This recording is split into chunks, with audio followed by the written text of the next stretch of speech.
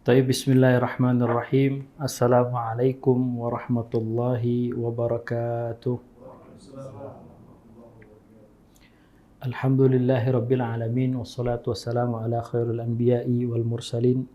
Nabiyyina wa habibina Muhammadin wa ala alihi wa sahbihi wa man tabi'ahum bi ihsanin ila yaumi la raiba fihi, amma ba'd. Qala Allah tabaraka wa ta'ala fi kitabihil karim: Ya ayyuhalladzina amanu taqullaha haqqa tuqatih wa la tamutunna illa wa antum muslimun. Wa qala aidha laqad ja'akum rasulun min anfusikum azizun 'alaihi ma 'anittum harisun 'alaikum bil mu'minina ra'ufur rahim. Shadaqallahul 'azim. Alhamdulillah, tsumma alhamdulillah. Kita panjatkan puja dan puji syukur kita kepada Allah Subhanahu wa taala yang telah memberikan nikmat waktu luang dan nikmat sehat kepada kita untuk menghadiri majelis ilmu yang diberkahi oleh Allah Subhanahu wa taala, dan Allah memerintahkan para malaikatnya untuk memberikan naungan-naungan rahmatnya, membentangkan sayap-sayapnya ya, untuk memberikan ampunan kepada kita selaku penuntut ilmu. Karena penuntut ilmu itu mempunyai hal yang spesial, yaitu seluruh makhluk Allah Subhanahu wa taala, baik yang ada di daratan maupun di lautan, itu memohonkan ampun kepada kita. Maka dari itu tidak salah dalam Islam menuntut ilmu itu hukumnya fardu ain, ya. Fardu ain, ya. Karena menuntut ilmu itu dari lahir sampai meninggal. Tidak ada waktunya, oh saya sudah jadi ustadz, oh saya sudah jadi da'i, oh saya sudah jadi ulama. Itu tidak ada. Karena ulama pun itu masih belajar kepada ulama-ulama yang lain. Ya, kalau kita runut, para ulama itu juga mempunyai guru-guru yang bersanad langsung kepada guru-gurunya sebelumnya sampai ke Sayyiduna Rasulullah SAW. Maka dari itu, alhamdulillah kita termasuk dari golongan orang-orang yang dimudahkan oleh Allah Subhanahu wa taala dalam berjalan meniti sebuah majelis-majelis ilmu, ya. Alhamdulillah kita memasuki bab yang terakhir dari bab Sirah Nabawiyah dalam kitab Rahiqul Maktum karya Syekh Safiyur Rahman Al-Mubarakfuri rahimahullahu ta'ala rahmatan wasi'an, di mana kita sudah akan membahas detik-detik perpisahan Rasulullah sallallahu alaihi wasallam di dunia ini, dan khususnya kepada para sahabat-sahabatnya yang ia cintai. Karena sahabat-sahabatnya begitu berarti bagi Rasulullah sallallahu alaihi wasallam, yang menemani beliau di masa senang beliau dan di masa susah. Bagaimana kisah tentang Abu Bakar As-Siddiq yang menemani Rasulullah sallallahu alaihi wasallam di dalam gua. Di dalam gua tersebut ada beberapa lubang, dan Rasulullah tidur di pangkuan Abu Bakar As-Siddiq. Khawatir Rasulullah terbangun, ya, khawatir ada binatang berbisa yang menggigit Rasulullah SAW. Lubangnya ditutup dengan menggunakan kakinya. Ternyata benar kakinya tergigit oleh ular, ya. Kan tapi dengan pengobatan dan mukjizat Rasul SAW, Abu Bakar Siddiq menjadi sehat kembali. Itu perjuangannya para sahabat radhiyallahu taala anhum jami'an. Bagaimana ketika Sayyiduna Utsman bin Affan, ya, di masa perang-perang yang membutuhkan jasa, membutuhkan tentara, membutuhkan harta, membutuhkan kekuatan, Sayyidina Utsman bin Affan, ya, menyedekahkan ribuan dirham, dinarnya di pangkuan Rasulullah sallallahu alaihi wasallam. Jangankan harta, jangankan waktu, nyawa mereka pun mereka akan sedekahkanlah, ya, untuk Rasulullah sallallahu alaihi wasallam. Ya, jangan sampai Rasulullah SAW ini terluka, lebih baik mereka yang terluka. Ya, jadi sangatlah, ya, Rasulullah SAW ini mencintai para sahabatnya, dan sahabatnya pun seperti itu kepada Rasulullah SAW. Jadi meninggalkan dunia dan meninggalkan para sahabatnya yang ia cintai, ridwanullah alaihim jami'an. Jamaah yang dirahmati oleh Allah Subhanahu wa taala, kita akan membahas Rasulullah sallallahu alaihi wasallam meninggal dunia. Sebelum itu, Rasulullah SAW setelah pulang dari Hajjul Wada mempersiapkan pasukan yang dipimpin oleh Usamah bin Zaid. Usamah bin Zaid bin Harisah, di mana Zaid bin Harisah adalah anak angkat Rasul sallallahu alaihi wasallam.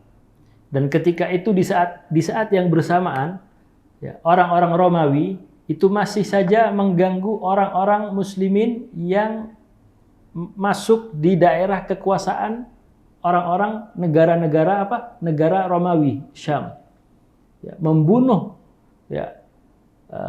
beberapa tokoh-tokoh kabilah yang masuk Islam. Akhirnya Rasul mengutus Usamah bin Zaid, yang pada saat itu menurut mu'arrikhun, orang-orang ahli sejarah, ulama-ulama ahli sejarah, Usamah bin Zaid ini belum genap 20 tahun. Untuk memimpin pasukan yang pasukannya pasukan terbesar dari peperangan-peperangan Rasulullah SAW. Kenapa bisa terbesar? Karena Jazirah Arab seluruhnya sudah memeluk agama Islam. Jadi umat Islam semakin banyak untuk melakukan patroli, patroli saja di daerah perbatasan. Karena orang-orang di zaman terdahulu itu paling berat ujiannya tinggal di daerah perbatasan negeri muslim dan negeri kafir. Kalau pemerintahan muslim pada saat itu lengah, tidak memperhatikan orang-orang yang berada di perbatasan, orang-orang di perbatasan itu akan ditindas oleh orang-orang kafirin. Karena mereka memang mempunyai sikap yang zalim.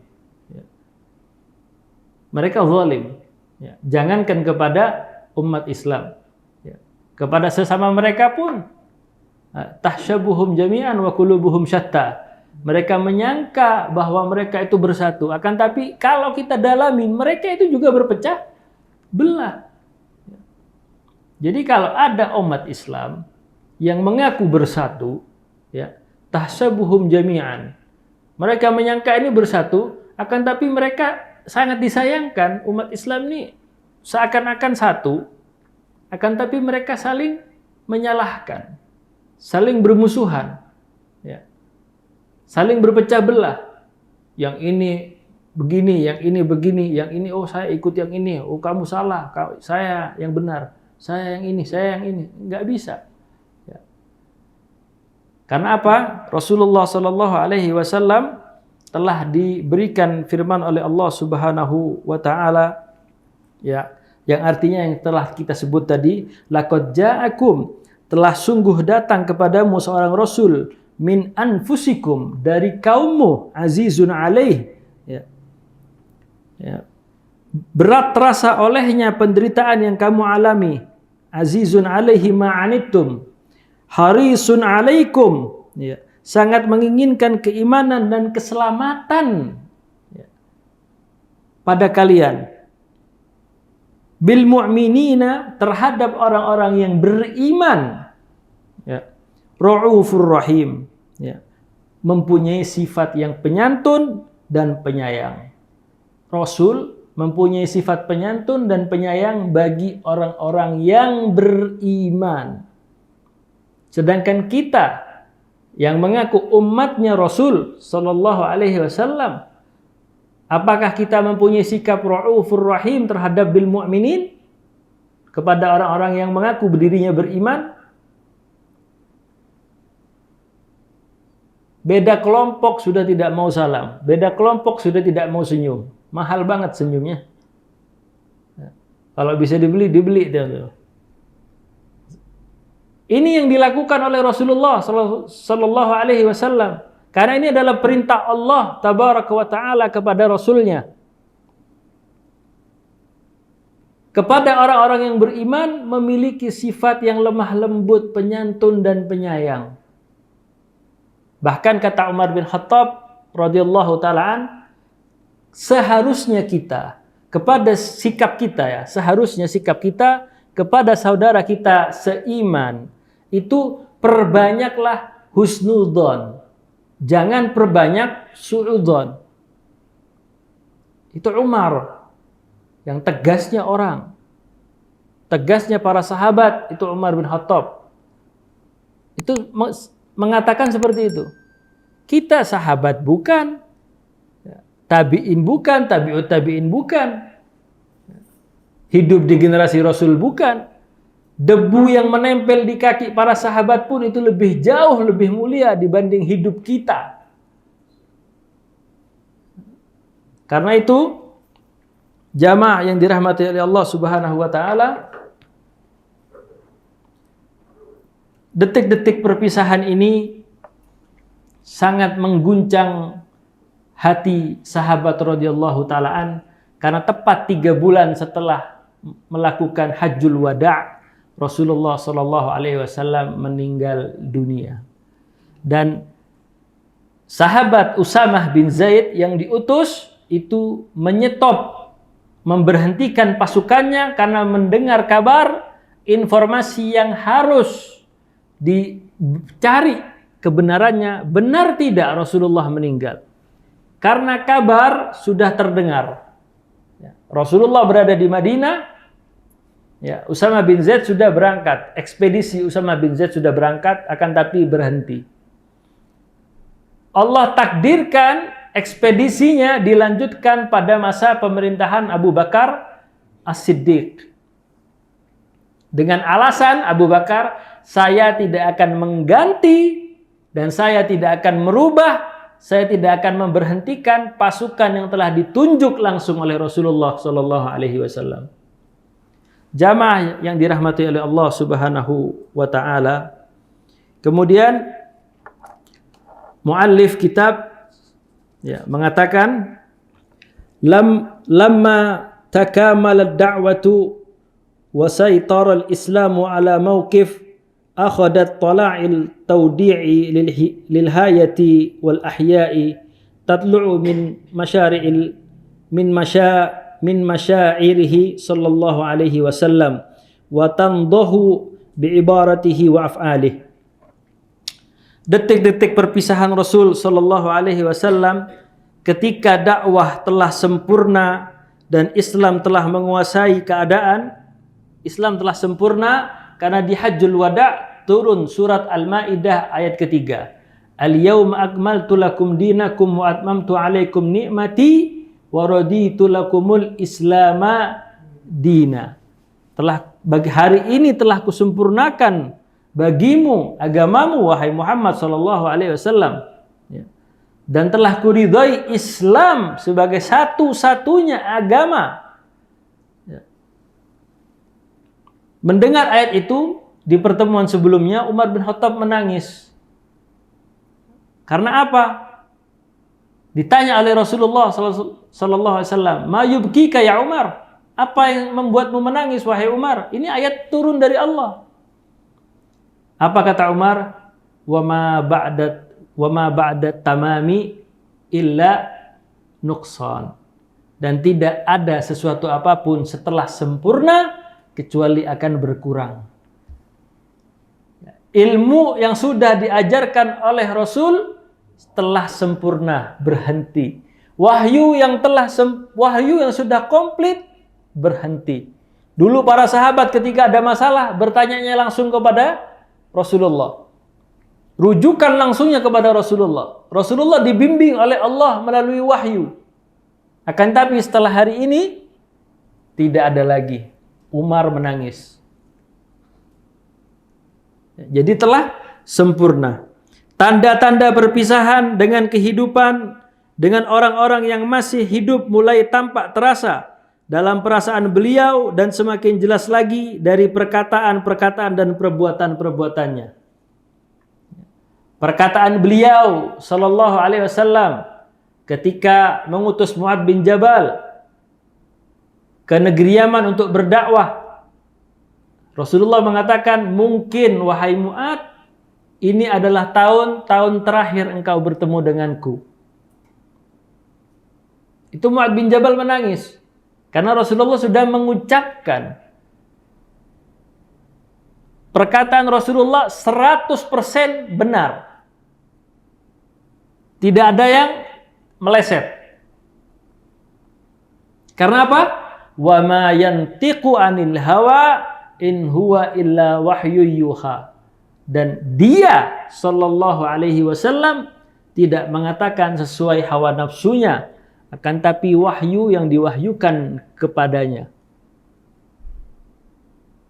Jamaah yang dirahmati oleh Allah Subhanahu wa taala, Rasulullah sallallahu alaihi wasallam pada bulan Ramadan tahun ke-10 Hijriyah i'takafa fi Ramadan minas sanatil ashirah 20 yauman, beriktikaf di bulan suci Ramadan selama 20 hari, di mana tahun-tahun sebelumnya tidak pernah beliau beriktikaf kecuali 10 hari saja. Ya. Di tahun-tahun sebelumnya, mulai Rasulullah hijrah sampai mau wafat, Rasulullah hanya beriktikaf 10 hari terakhir. Akan tapi di tahun ini Rasulullah beriktikaf isrina yauman, 20 hari. Ini salah satu tanda.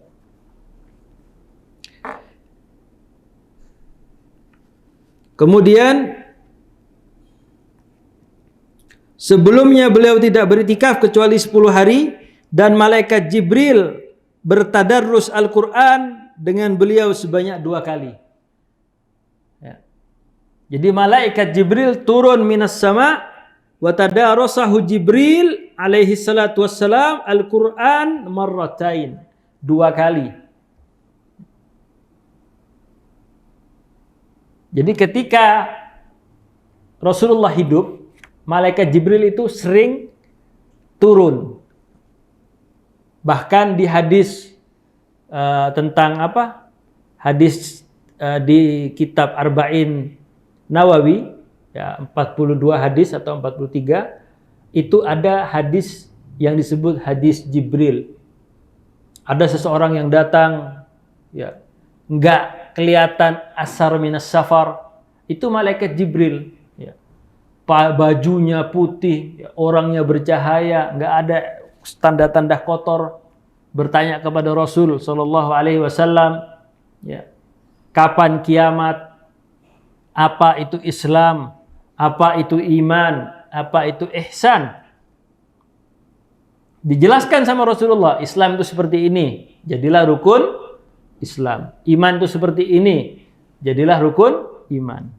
Al-ihsan, ma huwa al-ihsan? Kata Rasulullah SAW, an ta'budullaha ka'annaka tarah. Engkau beribadah kepada Allah seakan-akan engkau melihat Allah. Tapi ketahuilah, fa illam yakun tarah, kalau kamu tidak mampu merasakan diri dalam beribadah sedang melihat Allah, fa innahu yarak, ketahuilah bahwa Allah sedang melihatmu. Itu ihsan. Ini level yang paling tinggi. Orangnya disebut muhsin. Kemudian tanya, mata sa'ah, kapan kiamat? Kata Rasulullah SAW, yang bertanya lebih tahu daripada yang ditanya. Kemudian Jibril bertanya kembali, apa tanda-tandanya? Ya. Para pengembala kambing, pengembala domba itu berlomba-lomba saling meninggikan bangunan. Dan banyak lagi maksiat-maksiat yang lain. Ya, kemudian sodaqta ya Muhammad, kamu benar wahai Muhammad. Sahabat terkagum-kagum. Ini orang tanya, Rasul jawab, kemudian dibenarkan. Kemudian dia pergi.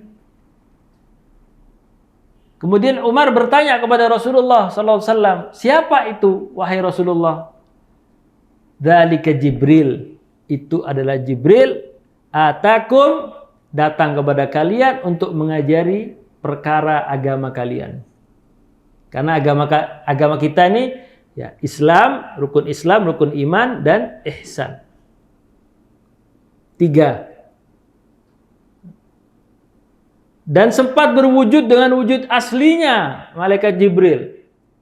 Ketika wahyu gak datang-datang kepada Nabi Muhammad. Nabi Muhammad merasa, kapan wahyu ini datang? Kapan wahyu ini datang?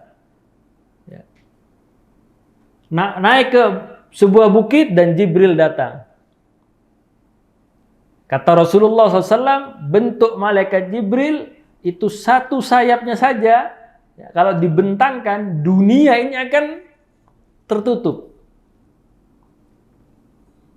Jadi, malaikat Jibril pada saat itu, detik-detik terakhir, ya, menjelang wafatnya Rasul SAW, ikut bertadarus bersama Rasulullah SAW selama beriktikaf 20 hari. Ya. 2 kali malaikat Jibril itu turun untuk bertadarus bersama Rasul sallallahu alaihi wasallam.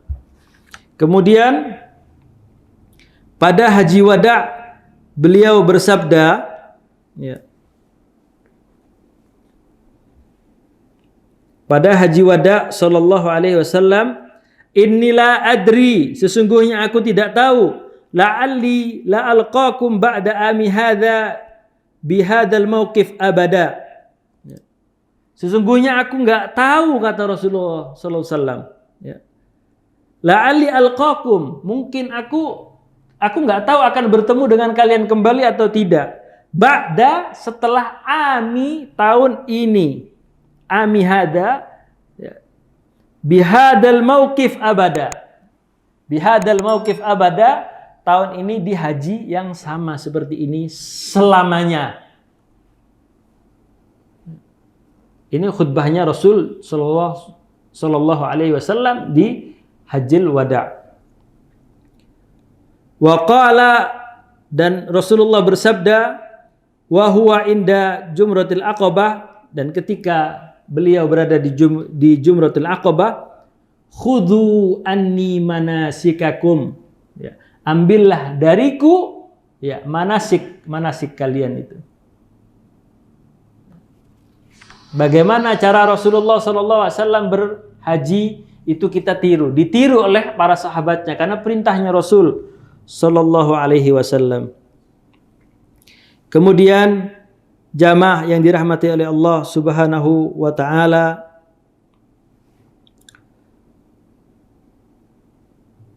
dan telah diturunkan kepada beliau di pertengahan hari Tasyrik surat An-Nasr, sehingga beliau mengetahui bahwa hal itu adalah perpisahan. Perpisahan.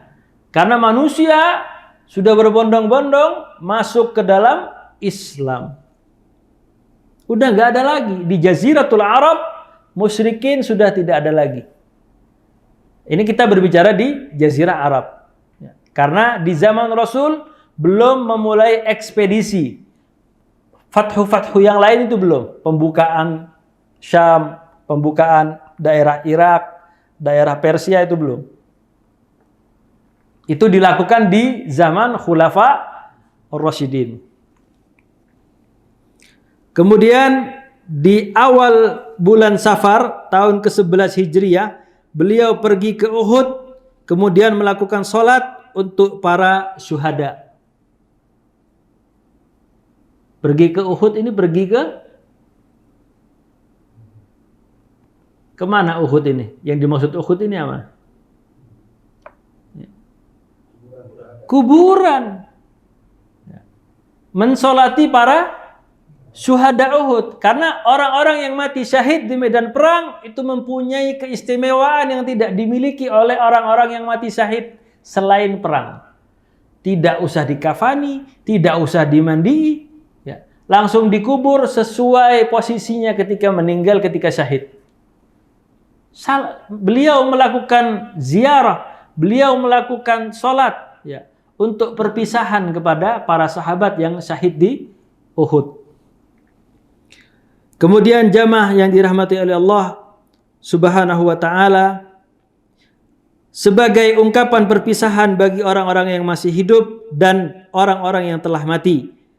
Kemudian beranjak menuju mimbar dan bersabda, sesungguhnya aku akan mendahului kalian dan menjadi saksi atas kalian, dan telah diberikan kepadaku kunci-kunci pembendaharaan, ya, bumi atau kunci-kunci langit. Dan demi Allah, sesungguhnya aku tidak mengkhawatirkan kepada kalian akan melakukan kesyirikan kembali. Jadi Allah itu memberikan pilihan dua kepada Rasul. Kunci di dunia, kau mau tetap di dunia, wahai Muhammad? Apakah engkau ingin bertemu denganku? Dan Rasulullah berkata, aku nggak khawatir terhadap kalian ini kemusyrikan lagi. Karena musyrik itu sudah lenyap.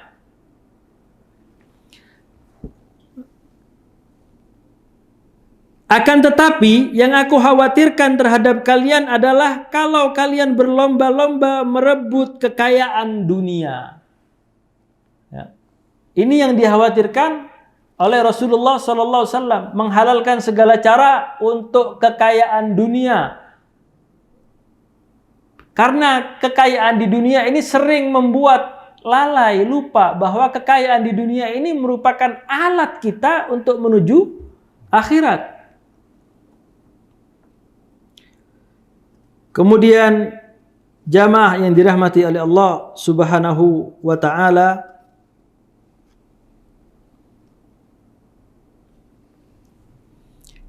pada pertengahan suatu malam Rasulullah keluar menuju kuburan Baqi untuk memohonkan ampunan bagi mereka.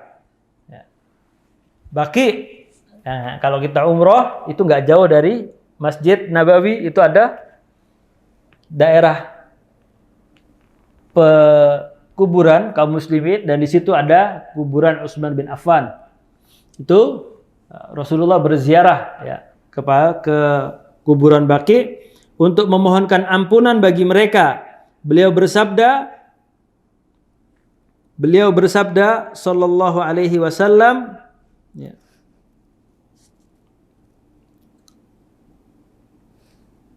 semoga keselamatan atas kalian, wahai ahli kubur. Nah, ini doa-doa yang sudah kita fahami, yang sudah kita banyak hafal ya. Doa adab kita, bagaimana sih ketika kita itu sampai ke kuburan, kemudian bagaimana akhlaknya ketika kita masuk ke dalam kuburan dengan tenang, bil hudu. Apa yang dikatakan? Kharaja lailatun fi muntasafiha, di tengah-tengah malam, ilal Baqi fastaghfir lahum, memohonkan ampun bagi mereka. Wa qala, dan berkata, salamun alaikum ya ahlul maqabir. Ya.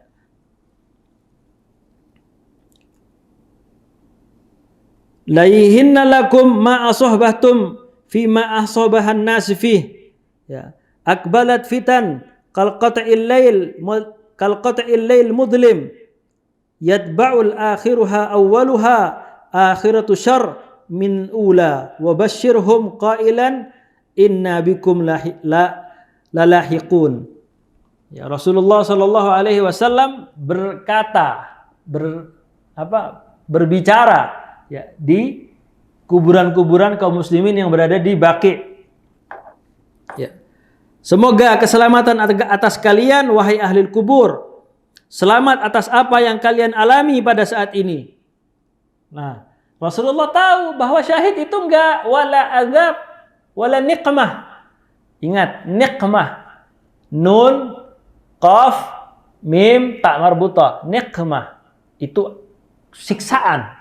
Kalau nikmatun pakai ain itu nikmat. Enggak ada. Orang yang mati syahid itu enggak akan ada azab. Ya, seperti kita tidur, tiba-tiba dibangunin. Lah, udah surga aja.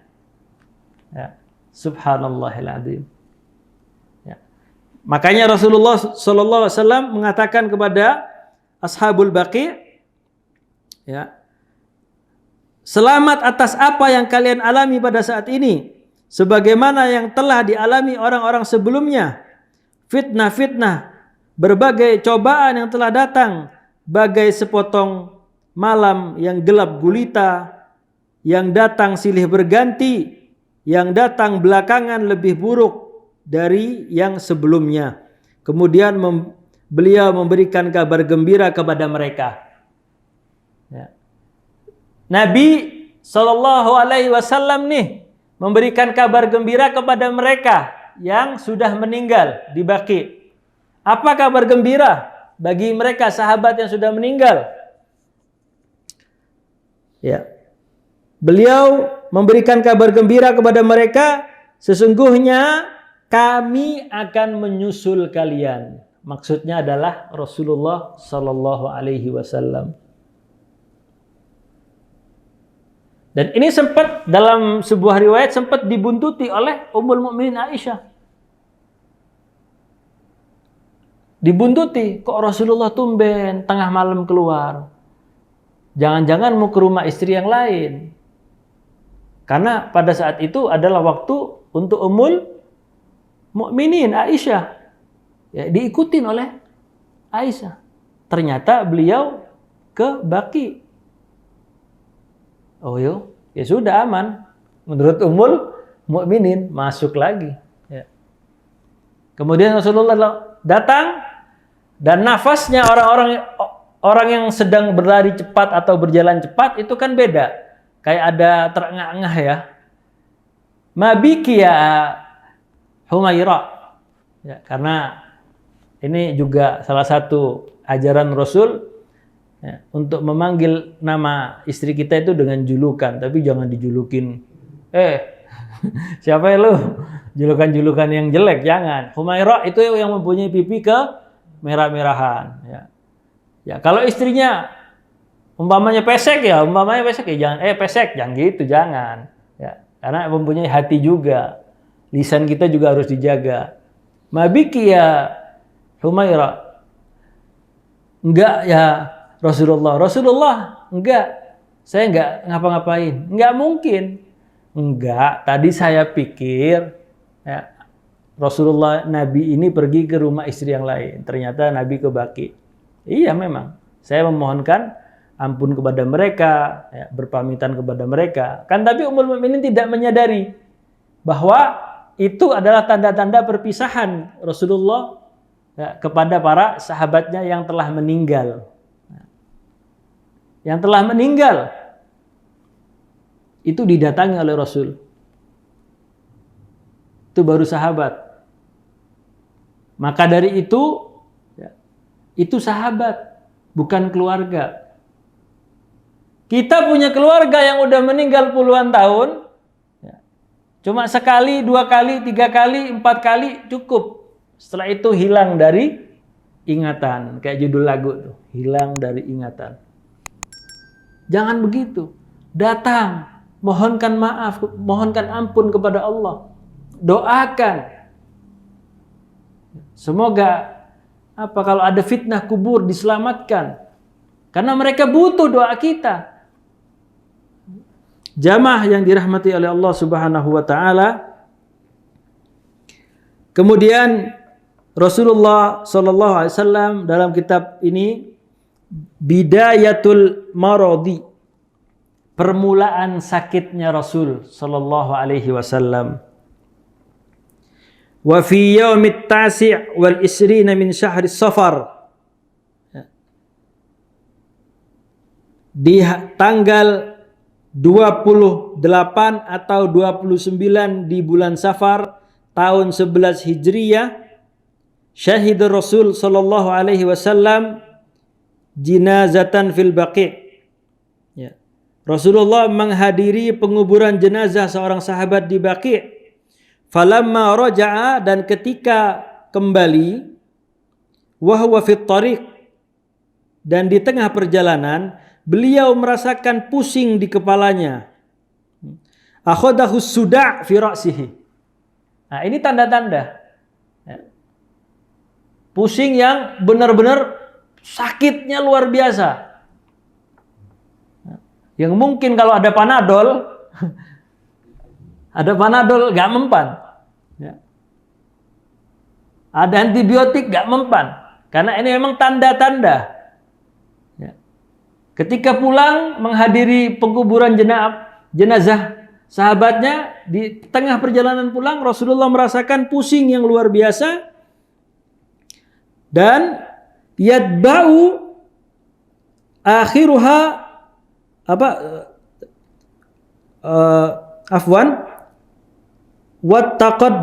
wattaqadat hararah, dan suhu badannya itu semakin meningkat panasnya. Sudah pusing disertai panas. Dan merambat ke sekujur tubuhnya sehingga merasakan panas, ya, dan beliau sallallahu alaihi wasallam ya membuka sorbannya yang beliau pakai. Enggak kuat Rasulullah. Dibuka saking panasnya, ya, dan saking sakitnya yang luar biasa di kepala beliau sallallahu alaihi wasallam.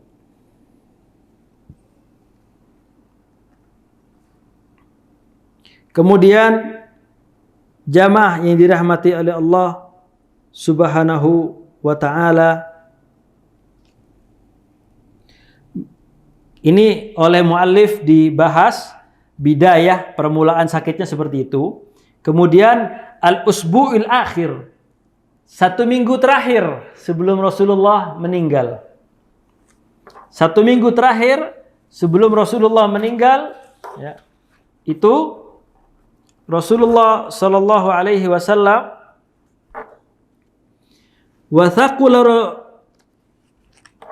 1 minggu terakhir Rasulullah sallallahu alaihi wasallam itu penyakit Rasulullah semakin berat. Wathaqula, thaqil, berat, semakin berat. Seperti firman Allah, inna sanulki alaika qaulan thaqila, sesungguhnya kami akan menurunkan kepadamu wahai Muhammad, ya, qaulan, sebuah firman, sebuah kalamullah yang thaqil, yang berat. Saking beratnya, pernah Rasulullah mengendarai Al-Qaswa, ontaknya beliau, di tengah-tengah perjalanan turun wahyu Allah. Al-Qaswa pun sambil ditunggangin Rasul itu turun ke bawah, nggak kuat untuk menerima wahyu. Itu yang pertama. Yang kedua, ketika Rasulullah bermajelis, duduk, Rasulullah mengajarkan bagaimana sahabat ini dalam bermajelis. Ya. Fa'asnada rukbatayhi ila rukbatayhi Rasul. Jibril mengajarkan kepada, bahas tentang hadis Jibril tadi. Fa'asnada rukbatayhi ila rukbatayhi Rasul. Menempelkan lututnya kepada lututnya Rasul dalam bermajelis. Ya. Ini juga terkadang duduk dia bersama para sahabat, lututnya Rasul ini menekan lututnya sahabat, dengan sahabat ini merasa kesakitan luar biasa dan Rasulullah berkeringat. Itu turun wahyu. Karena wahyu ini adalah perkara yang berat. Maka dari itu, siapa saja, siapapun orangnya, yang melecehkan Al-Quran, yang bermain-main dengan Al-Quran, istihza bil Quran, itu la yustatab, tidak dimintain tobat. La yustatab. Itu kalau tegaknya hukum syariat. La yustatab. Ya. Tidak dimintain tobat, tebas aja selesai. Itu kalau di dalam hukum Islam. Otomatis yang nebas bukan kita. Ya, tapi pemerintahan yang memerintah dengan hukum Islam. Kemudian jamaah yang dirahmati oleh Allah Subhanahu wa taala, wa thaqula bi Rasulillah sallallahu alaihi wasallam al-marad, semakin berat ya sakit yang dialami oleh Rasul sallallahu alaihi wasallam, faja'ala yas'aluhu azwajahu, ya. Sehingga beliau bertanya-tanya kepada istrinya, aina ana gadan, di mana aku ini besok? Asyuf, di mana aku ini besok? Ya. Di mana giliranku besok? Biasa yang giliran hari ini di rumahnya istri yang ini, hari ini di rumah istri yang ini sampai lupa. Ya. Kalau kita kan lupa karena karena utang biasanya. Kalau Rasulullah SAW itu karena sakit yang luar biasa sampai menimbulkan lupa Rasulullah. Besok ini giliranku di rumahnya istrinya siapa? Kemudian ya, fafahimnal muradah. Ya. Mereka pun memahami maksudnya sehingga beliau diizinkan untuk berada di tempat yang beliau kehendaki. Fa'adina lahu yakunu haitsu syaa. Haitsu syaa. Dan diberi izin oleh istri-istrinya. Oh, ternyata Rasul sedang sakit. Ya. Ya sudah, Rasul mau ada di mana? Silahkan. Ini 9 istrinya. Sepakat seperti itu. Kalau kita 4, ya, batasnya 4. Nah, kalau cuma 2, bingung. 2 itu rebutan. Mau ente sakit kek, mau ente apa kek, kagak bisa. Yang penting lu sama aneh. Jadwal aneh sekarang. Nah. Kemudian jamaah yang dirahmati oleh Allah Subhanahu wa taala, fantaqala ila Aisyah. Kemudian Rasulullah sallallahu alaihi wasallam itu pergi ke tempat Aisyah. Beliau berjalan dengan diapit oleh Al-Fadl bin Abbas dan Ali bin Abi Thalib. Dipapah. Ini belum pernah terjadi beliau seperti ini. Beliau yang biasa dengan gagah berani berjalan di medan perang tanpa takut. Beliau yang selalu berjalan gak mau nyusahkan orang. Menjahit bajunya sendiri sallallahu alaihi wasallam sampai harus dipapah oleh Al-Fadl bin Abbas dan Ali bin Abi Thalib untuk menuju rumahnya, rumah Ummul Mukminin Aisyah radhiyallahu taala anha. Kemudian ya, sedangkan kepalanya diikat dengan kain. Subhanallahil azim. Kepalanya Rasulullah sallallahu alaihi wasallam diikat dengan kain karena saking sakitnya yang beliau rasakan. Ini Rasul merasakan sakratul maut seperti itu.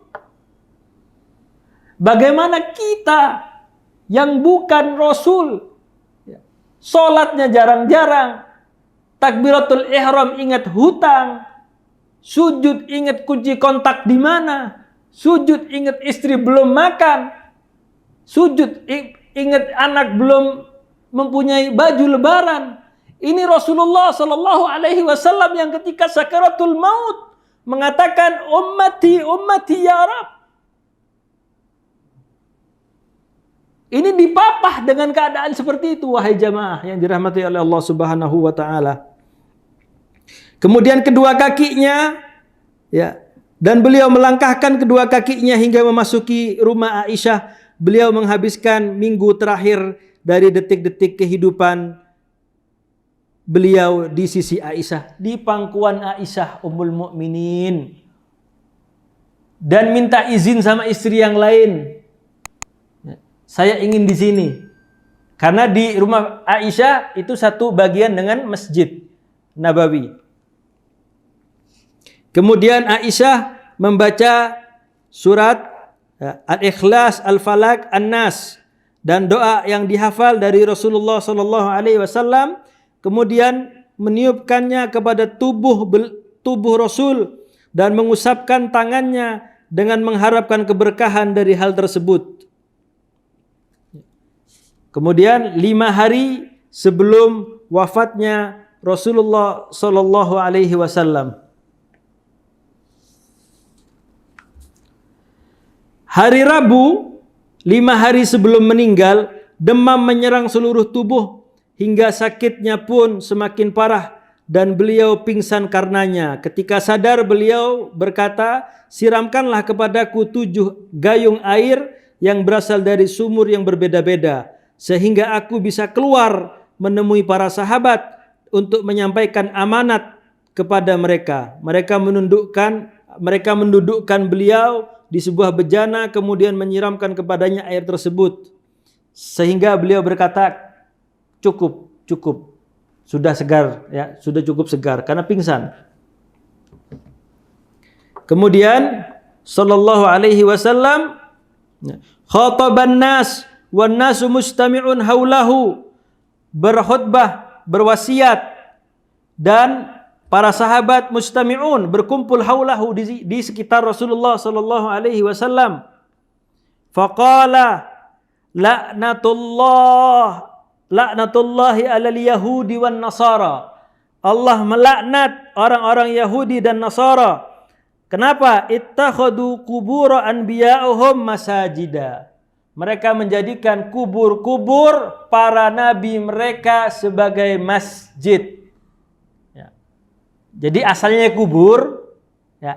kubur dijadikan masjid. Bukan masjid yang diperluas, kemudian masuk. Ini ada kuburnya Nabi kemudian diperluas, bukan. Karena itu asalnya bukan masjid awalnya, itu kuburan. Karena semakin luasnya kaum muslimin, Masjidin Nabawi itu diperluas sampai masuk kuburan Nabi di wilayah masjid. Nah, kalau sudah masuk, manusia mana yang berani kurang ajar untuk menggali kembali, memindahkan Rasul sallallahu alaihi wasallam? Enggak ada. Ya, kemudian jamaah yang dirahmati oleh Allah Subhanahu wa taala, wa fi riwayah, dan di riwayat yang lain, qatahallahu al-yahud wan nasara ittakhadhu qubur anbiya'ihim masajid. Semoga Allah membinasakan Yahud dan Nasara, ya, karena mereka menjadikan kubur para nabi mereka sebagai masjid. Dan berkata juga, la tattakhidu qabri wathnan ya'buda. Dan jangan jadikan kuburanku sebagai tempat, sebagai berhala yang disembah. Ya. Kemudian pada saat itu juga Rasulullah menawarkan dirinya untuk dikisos. Pada saat itu juga Rasulullah Shallallahu Alaihi Wasallam menyarankan atau memberikan opsi untuk dikisos. Wa arrada nafsahu lil qisas qailan man kuntu jallattu lahu duhran fahada dhahri falyastakit min. Barang siapa, kata Rasulullah sallallahu alaihi wasallam, yang pernah aku pukul punggungnya, ya, maka inilah punggungku, kata Rasulullah, pukul punggungku. Kemudian wa man kuntu syatamtu lahu ardan fahada ardi. Dan barang siapa yang pernah aku hina harga dirinya, maka inilah harga diriku, hinalah aku sekarang. Rasulullah Shallallahu Alaihi Wasallam berkata seperti itu kepada para sahabatnya. Siapa yang pernah aku hina harga dirinya, maka inilah aku, hina aku sekarang. Sedangkan umat realita, umat sekarang, sesama kaum muslimin, harga dirinya dihancurkan, nama baiknya dirusak. Bagaimana dia akan mempertanggungjawabkannya di sisi Allah kelak? Karena Nabi yang maksum, yang bebas dari salah dan dosa, memberikan opsi seperti itu. Siapa saja yang pernah aku dolimi, ini balas kedolimanku. Jamaah yang dirahmati oleh Allah Subhanahu wa taala. Kemudian setelah itu beliau turun dari mimbar untuk melaksanakan sholat zuhur. Kemudian duduk di atas mimbar dan mengulangi perkataannya. Yang pertama tentang permasalahan antar sesama dan yang lainnya. Ada seseorang yang berkata kepada Rasul, sesungguhnya engkau memiliki hutang kepadaku 3 dirham. Beliau berkata, bayarkan kepadanya hutangku. Ya wahai Fadl bin Abbas. Lalu beliau berwasiat tentang kaum Ansar. Aku mewasiatkan kepada kalian tentang kaum Ansar. Sesungguhnya mereka adalah kelompokku dan penolongku. Rasulullah tidak pernah lupa siapa yang menolongnya. Siapa yang menolong Rasul ketika Rasul diusir dari Makkah? Siapa yang menerima Rasul ketika Rasulullah datang di Madinah? Yaitu orang-orang Ansar. Mereka kelompokku dan penolongku, kata Rasulullah. Mereka telah benar-benar menyelesaikan tugas yang telah dibebankan kepada mereka.